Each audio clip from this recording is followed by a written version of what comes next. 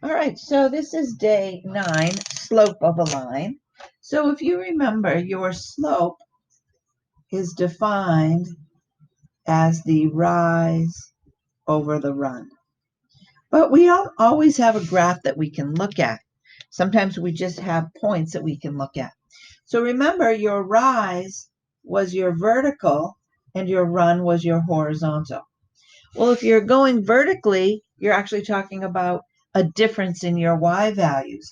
So you can write that as y2 minus y1, and you can put that over your x values, which would be your run, which is x2 minus x1. So now this formula, and you're going to say this equals m. M is the variable that they use to denote slope.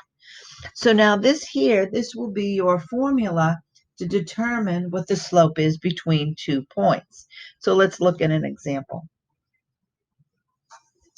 If I give you 2 points, for instance, let's say I give you 1, 1 and negative 3, 4. And I say, find the slope between those two lines. Well, I can call this one x1 and y1. And I can call this one here x2 and y2.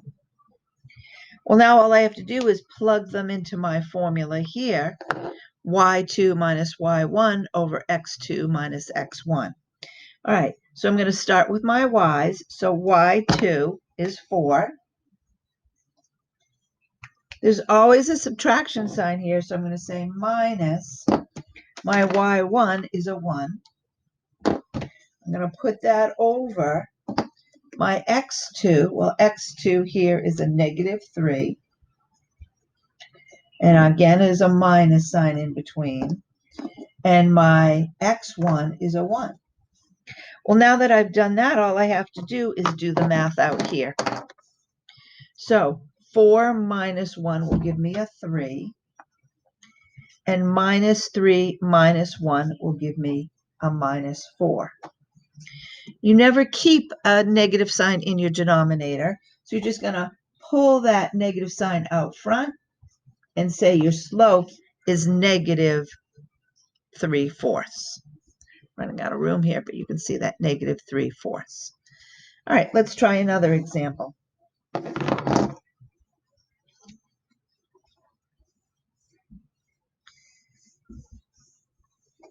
Let's say I give you the points -2, -5, and 3, -1.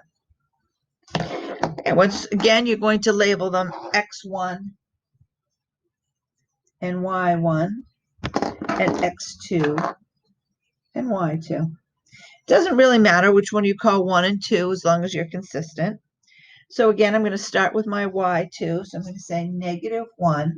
I'm going to make sure I put a subtraction in here. Well, my y1 is also negative. So I'm going to put in that in parentheses, -5. I'm going to put that over my x values. My x2 is 3. And then I'm going to put in my subtraction sign. My x value here is -2. So I'm going to put that in parentheses as well. Well, remember, when you have two negatives together, you can change them to a plus. So this becomes -1 plus 5, which will give me a 4, and 3 plus 2, which will give me a 5. So the slope of that line would be 4/5. If you have any questions, let me know.